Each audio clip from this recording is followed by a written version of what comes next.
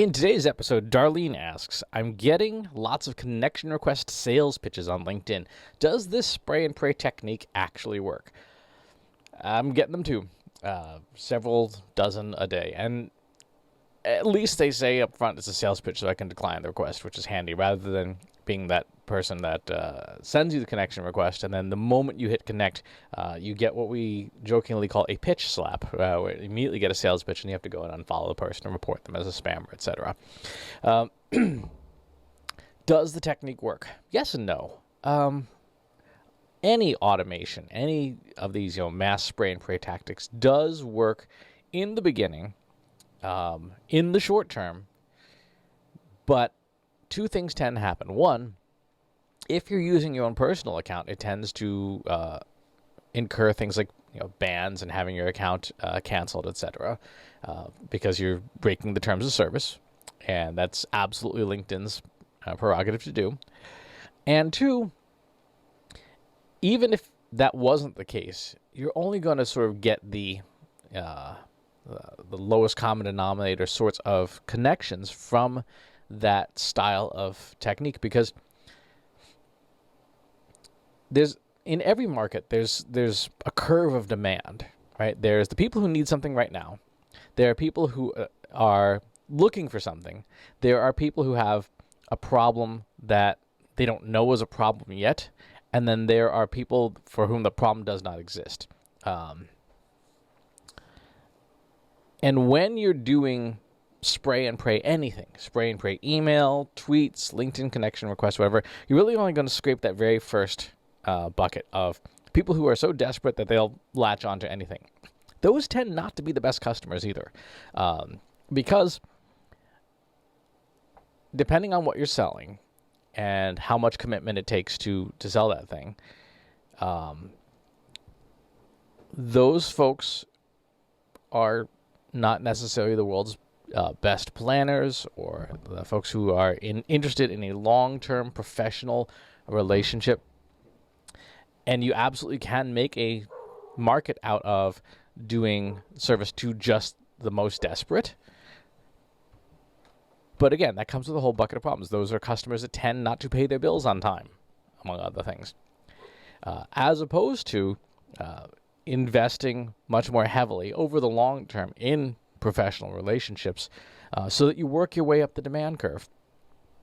The challenge, again, for a lot of businesses is that if you are on the end of that demand curve, just desperate people, anyone will do to solve their problem, which also means that any competitor will do.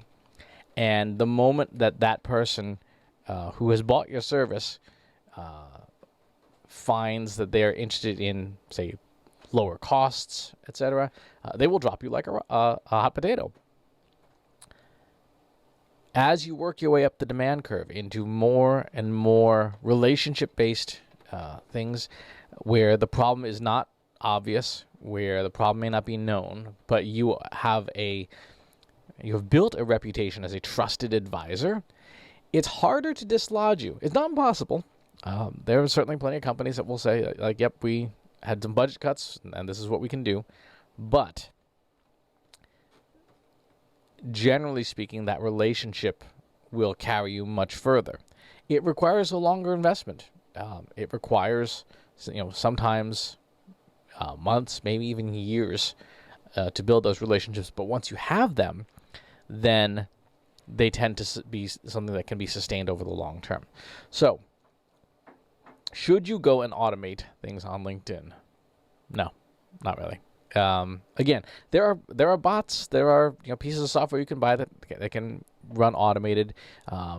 They are relatively easy for LinkedIn to detect and then ban your account because of their automated nature. And I've looked at a number of them. I've looked at how they work. They are very naive. They do not understand how the LinkedIn algorithms work. If you read any of LinkedIn's patents and things, they are very good about doing pattern matching. And again, you get a very low quality audience. If you spend your time instead on things like effective content marketing on LinkedIn, connecting with people that you want to build a professional relationship with. Using other sources of data to build your LinkedIn network. Yes, a real simple one is asking people to connect with you on LinkedIn in things like email newsletters and stuff that you do, or in your YouTube videos, or whatever the case may be. Anything where you're going to build in that relationship and you're going to have no expectations from that relationship for a long time. Again, measured in years. This is why a lot of sales folks still refer to things like the Golden Rolodex, which is your book of business, your collection of professional contacts that are meaningful contacts, that people that will return your calls if you call them, and vice versa. And it takes years or decades to build that up. So get started. If you don't have one, get started soon. And invest in people for who they are, because people will change job roles all the time. And a person who was a big wig at one company may be not so much at another company. But that person, if they are somebody you are legitimately invested in as a human being, will tend to move around over their career and may again be in a position where they can be of benefit to you and vice versa. That's how to it's not easy, but that's the simplest way to use LinkedIn, is just invest in people that you actually want to be connected with, that you would actually want to sit down for a cup of coffee with virtually, or a beer virtually these days, and spend some time with.